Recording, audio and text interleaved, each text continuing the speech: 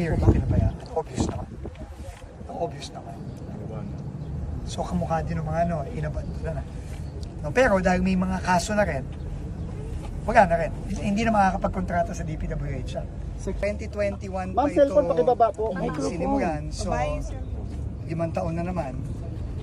Kita na naman. Kumbaga, bitin na naman. So, ang purpose sana nito is para wag nang mag-traffic yung mga papasok ng airport o palabas ng airport at hindi mag-cause ng traffic dito sa Maharlika Highway.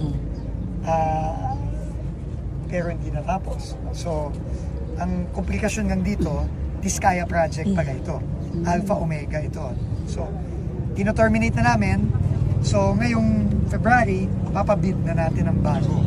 So, may pondo naman to for 2026. Kailangan na nga ipabid, terminate si Diskaya, at tapusin na natin. So, ang sabi sa akin ng engineers, by 2027, pero baka naman kaya nating 1 year and a half. Kasi